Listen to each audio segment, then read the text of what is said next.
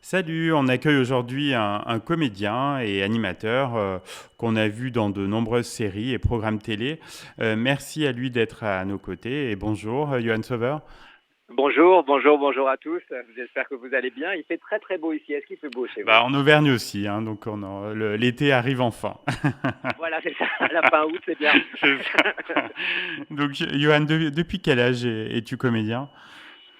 J'ai eu la chance de commencer à 8 ans par un hasard. Enfin, j'appelle pas ça des hasards, j'appelle ça des rendez-vous maintenant parce que je me dis c'est pas possible, il n'y a pas de hasard. C'est juste plein de rendez-vous qui sont venus à moi et j'ai commencé à 8 ans alors que ma famille, pas personne de ma famille ne faisait ce métier. Ouais. Et par quelle discipline tu as commencé? Je crois qu'il y avait le chant, le théâtre. Oh, ouais, j'ai commencé par le chant au départ. Très vite, le théâtre est venu à moi. La télé aussi, les émissions.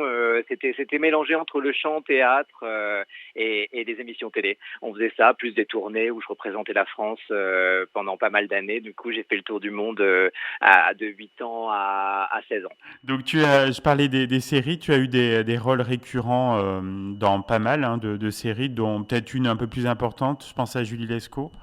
Oui, Julie Lescaut, ouais, un super souvenir. Ça a été 7 ans de ma vie absolument fantastique. Véronique Jeunesse, Jennifer Loré, enfin voilà, on s'est éclaté, on s'est vraiment amusé. Mousse Diouf, je pense à lui Ah oui, très c'est à souvent. son âme, oui. Ouais, il nous manque énormément et voilà, c'était vraiment une expérience extraordinaire. Après, il y a eu Sous le Soleil aussi pendant quelques Ah années. oui, Il y a eu j'allais t'en parler, oui, bien sûr. voilà, Madame le Proviseur avec Charlotte de Turckheim. Il y a eu enfin, énormément de séries. C'était génial. Moi, je me suis éclaté et je m'éclate toujours. C'est mon mot d'ordre, c'est Ah bah il m'amuser. faut, hein, il faut. Ah oui. Ah bah moi, j'ai signé pour jouer la comédie, hein, pas Hmm. pour me faire chier la comédie. Il y a eu aussi des incursions dans les séries AB Productions, hein, je pense à Premier Baiser, Les Vacances de l'amour, Les Mystères de l'amour. Il y a une certaine fidélité de Jean-Luc Azoulay.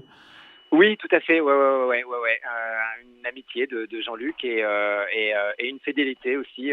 C'est lui qui m'a donné mon premier rôle de méchant à l'écran.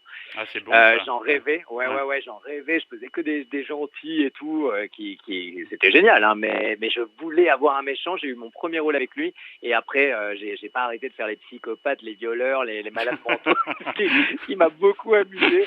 Et du coup, je lui dois ça, et c'est vrai que quand il m'appelle pour quelques épisodes sur une série, je dis toujours oui parce que ça m'éclate, ça me fait rire. Je revois des copains et des personnes que j'aime. Alors, comment tu t'es retrouvé donc à animer KD2A, donc l'émission jeunesse de France 2 entre 2004 et 2007, je crois, c'est ça? Au KD2A, je me suis gouré de casting. J'avais Ah un oui. téléfilm et KD2A, et je me suis dit oh bah non, animateur, il y a des gens qui savent super bien le faire et tout. Moi, je vais faire le truc que je sais faire, comédien. Hmm. Mais ça me chauffait quand même. J'avoue que Ouais, animer une c'était une autre émission jeunesse, expérience, oui, oui. j'aurais bien voulu le faire. Et quand je suis allé sur le casting, j'ai commencé à déblatérer mon texte de téléfilm, et ça n'avait rien à voir. Et elle m'a dit non, mais attends, c'est pas du tout le texte. Mais j'ai dit ah pardon, je m'en vais. Elle m'a dit non, prends le texte là, lis-le une fois et fais-nous une impro là-dessus. Et puis voilà. Puis j'ai passé plusieurs castings après et j'ai été pris et j'ai travaillé tous les jours pour France 2 pour une émission absolument géniale qui m'a apporté des amis. Et ça t'a permis après de co-animer aussi d'autres programmes, je pense au Téléthon. Aussi d'action. Oui. J'ai fait beaucoup de programmes après où là, j'ai endossé un peu plus la veste, le costard et pour être un peu plus sérieux que sur KD2A. Et ça m'a fait beaucoup de bien aussi de pouvoir m'investir dans des associations et donner de mon temps, donner de mon énergie à des choses qui vraiment étaient importantes pour moi. Et voilà, je l'ai fait, je le fais encore beaucoup parce que je trouve, le fuel de mon métier, c'est aussi de savoir que ça peut servir voilà, un sens à ce que je fais. J'ai toujours eu besoin d'avoir un sens à ce que je faisais. Dans les grands souvenirs, il doit y avoir aussi la série Chante aux côtés de la chanteuse Priscilla. Mais oui, j'avais fait le Fort Boyard d'ailleurs avec elle, on s'était bien marré. Oui, Priscilla, qui est une fille extraordinaire, très très grande chanteuse, danseuse, une vraie pro. Elle a commencé petite aussi, et on découvre, et j'ai découvert chez elle le même. Ça m'a beaucoup touché, beaucoup ému quand on s'est rencontrés sur cette série. C'est que je me suis retrouvé, elle est un petit peu plus jeune que moi, et je me suis retrouvé vraiment en elle, en me disant waouh, quand on commence jeune, en fait, on a cette capacité à garder notre jeunesse et en même temps à avoir un côté très adulte depuis longtemps qui peut un peu dérouter au départ parce qu'on se dit waouh, non, elle sait ce qu'elle veut ou il sait ce qu'il veut et du coup ça peut dérouter, mais en même temps il y a ce mélange qui est assez dynamique et que j'aime beaucoup et elle a ce truc et elle a un talent incroyable et elle est très très gentille. Johan, par quelle opportunité tu t'es lancé dans le doublage de comédiens américains? Eh bien, j'allais dire encore un hasard, non, encore un autre rendez-vous, j'ai dit bonjour. Alors là, moi, ça n'a pas été, j'ai pas cherché. Je suis allé chercher une amie. Je me suis assis sur un canapé dans un studio. Je me suis fait tout petit parce qu'il y avait beaucoup de monde et il y a quelqu'un qui est passé. Je lui ai dit bonjour et il s'est retourné. Il m'a dit t'es comédien toi je t'ai déjà vu dans des trucs machin. Là. Et ça te dirait de faire du doublage? Et j'ai dit bah oui carrément ouais c'est génial. En plus j'adorais regarder des séries. Bah voilà je suis un sérivore absolu, donc du coup j'adore ça. Je me dis ouais super, je vais gagner des séries en gagnant de l'argent, c'est super. Et en fait il m'a demandé de me taire toute la journée. J'ai fait une phrase et il m'a demandé de me taire et le soir je suis revenu en me disant non mais j'ai une voix pas possible, ça ne va jamais fonctionner, qu'est-ce que j'ai fait, je veux pas qu'il me paye, je me souviens j'avais pensé à ça, je veux pas qu'il me paye pour ce que j'ai fait, c'est horrible et tout.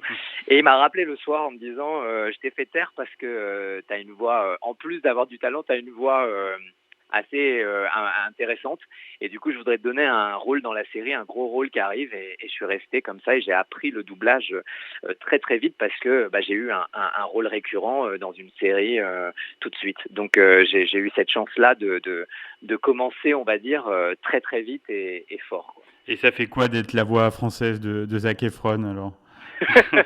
Ah mais je me la pète. Non mais c'est génial et c'est assez incroyable parce que les gens vous reconnaissent pour moi ça m'a fait bizarre les premières années ou les premières fois en tout cas où on m'a reconnu pour ma voix et il y avait Michael Murray pour les frères Scott, il y avait le Q dans les James Bond, il y a tout et Zac Efron et c'est vrai que quand on vous reconnaît pour votre voix c'est très étrange et c'est un métier de l'ombre que j'adore parce qu'on peut se permettre d'exprimer plein de nouvelles choses, c'est un terrain d'exercice énorme pour un comédien. Donc Johan, en 2016 tu as joué dans une série américaine pour Amazon, raconte-nous cette expérience. Oui, alors une série incroyable parce que j'avais fait un film qui a reçu mais des dizaines de prix partout dans le monde. Et c'est un film qui avait été fait dans 25 pays.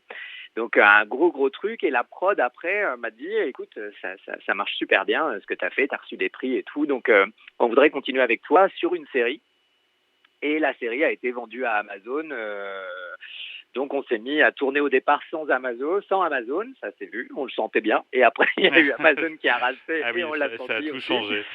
Ça a tout changé et du coup, alors au début c'est rigolo parce que j'étais là, non mais attendez, je suis bilingue, mais mettez-moi des textes cool quoi. Je veux pas des trucs énormes et tout. Enfin, je flippais un peu parce que sur le film il y a beaucoup plus de temps, sur une série il y a un peu moins de temps et mon rôle est hyper important sur la série. Et en fait, je me suis dit, ouais, tiens, ce serait cool qu'il soit sur Internet et tout, le personnage. Et en fait, j'ai fait un blogueur, j'avais des monologues de 10 minutes, un quart d'heure qui parlent à tout berzingue en anglais. Et donc, ça m'a appris encore plus l'anglais. Et je tiens à dire que c'est un rôle que j'ai adoré. Et d'ailleurs, j'ai fait, la réalisatrice m'a rappelé, et là, je suis en train de faire une série avec elle. Et les premiers épisodes sont sortis dans les festivals et j'ai reçu le prix du meilleur acteur. Donc je suis super content. Bravo, donc, super. Voilà. Et elle de la meilleure réalisatrice, donc je tiens à le dire, ça c'est très important. Bon, génial. Et tu as d'autres projets là en cours, d'autres champs d'investigation? Ouais, j'ai une pièce de théâtre qui, avec le Covid, n'a pas pu se faire et donc du coup, on attend d'avoir des dates pour le même théâtre. Donc, on croise les doigts. Il y a un tournage peut-être. J'attends aussi.